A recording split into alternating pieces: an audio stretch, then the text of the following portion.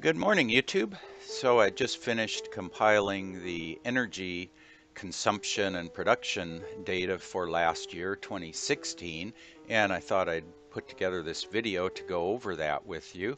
The data looks pretty similar to what I did last year. So this is the data from 2015, and the main thing here, my self-produced power here in this last column was 29.97%, so I was just short of 30%, and here in 2016 I made it up to 30.87%.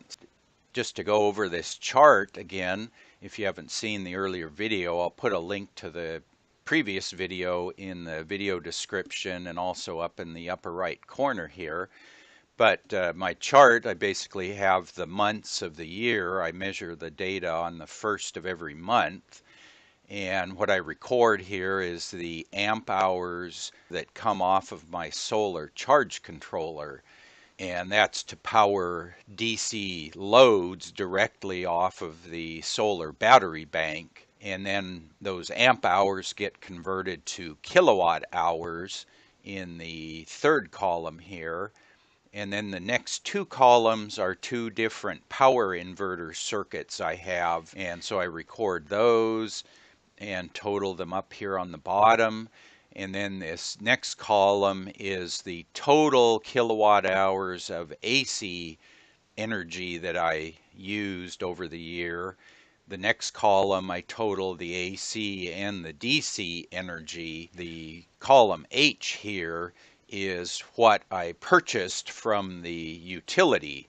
So this is read off of the meter in back of the house.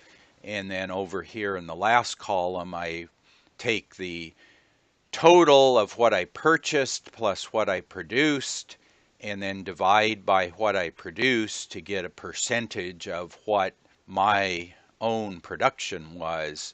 So we hit over 41% in July. A couple of months were pretty close to 40%.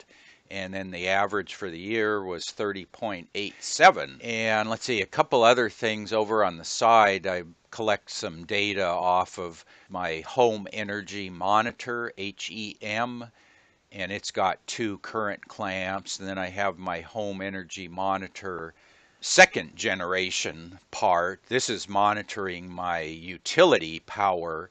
And if we look at the total there, that one recorded 3798 and the utility meter read 3655. So there's a little bit of a difference between those two. This meter reads a little bit high. If I take what that home energy monitor reads, multiply it by 0.96, I get what the utility meter reads. So that's kind of a calibration number for myself. And then this home energy monitor generation 1 unit is monitoring the same energy that this kilowatt meter is reading. So I've got this one, I can calibrate this one, and I've got it within 1%. And then down on the bottom, I've charted some of this data. The green line here is what I purchased from the utility, or I call it grid power, and 300 kilowatt hours per month is my baseline. When I go above that point, I pay extra for anything above 300. And then down on the bottom, I have my DC energy. The yellow is my AC energy, and then the blue is kind of the total of those two. So yeah, that was last year. Kind of the two notable things. One is I reduced my utility power. I went from 3712 here down to 3655. And then I increased my own production. And so one of the goals for this year is I want to take some of this energy off of the grid, and I would really like to put more of that over on the DC side, because that's the most efficient way to use the energy off of the solar panels, is if I can use it directly. If I have a device that uses 12 volt DC, it would make a lot more sense to run that device directly off of 12 volt DC than paying the utility company money for that energy to run something that I could run directly. So let me show you a quick example here. If I take my two HD home run TV tuners, I did a video earlier on those and the power consumption, and they use probably 8 to 9 watts of AC power. And if you figure that out over a year, just a round figure, that's perhaps 80 kilowatt hours of energy that I'm purchasing to run those two tuners. Now, if I power those directly off of 12 volt DC, off my battery bank, they probably only use 4 to 5 watts of DC power because I'm eliminating the power supply losses. So that would work out to about 40 kilowatt hours of DC energy. And so if I just plug those numbers in, this year I used 1672. If I add 40 to that, that brings me up to 1712. And if I subtract 80 off of the grid total, that brings me down to 3575. And my self-production number would actually go up by 1%.